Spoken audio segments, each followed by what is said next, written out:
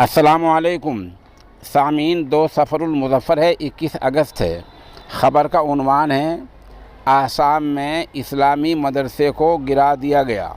इल्ज़ाम सरकार की तरफ से लगाया गया है कि मदरसे में दहशतगर्दी सिखाई और पढ़ाई जाती है, इसलिए मदरसे को गिरा दिया गया है। बता दें कि इसी मदरसे के एक उस्ताद इस इल्ज़ाम में गिरफ़्तार किए गए थे। अब ये आपके सोचने का काम है कि क्या महज इल्ज़ाम में गिरफ़्तार होने की वजह से और अदालत के आखिरी फ़ैसले के बग़ैर ही किसी मदरसे को ऐसा गिराया जा सकता है?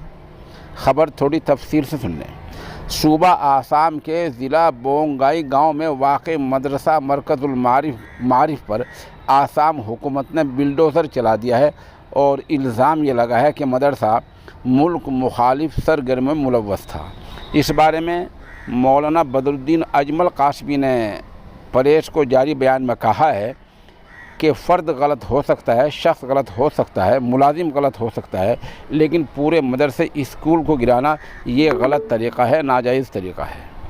हमारा सवाल ये है कि जमात उलमा हिंद जैसी मिल्ली तंजीमों ने मदारिस के इन्हिदामी कार्रवाई को, गिरने की कार्रवाई को रोकने के लिए क्या किया है?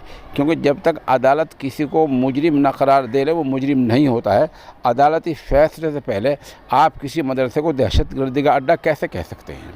हमारी अभी भी जमात उलमा हिंद से मुअद्दबान दरख्वास्त ये है कि जमीयत वाले अदालत का रुख करें, ज़िला अदालत जाएँ, वहाँ हाई कोर्ट जाएँ, सुप्रीम कोर्ट जाएँ और इस तरह कार्रवाई को रुकवाएँ। इससे काम नहीं चलेगा कि अभी चंद दिन पहले ही जमीयत वालों ने आसाम में सद्भावना रैलियाँ निकाली हैं, सद्भावना इजलास किए हैं, उसी आसाम में जहां आज सरकार ने मदरसे पर बिल्डोज़र चला दिया है। आप इस वीडियो में देख सकते हैं ये कितना शानदार मदरसा है, कितना अज़ीमुश्शान मदरसा है। इसको सरकार ने ये इल्ज़ाम लगा कर गिरा दिया है कि यहाँ दहशतगर्दी का अड्डा था, दहशतगर्दी की तालीम दी जाती थी।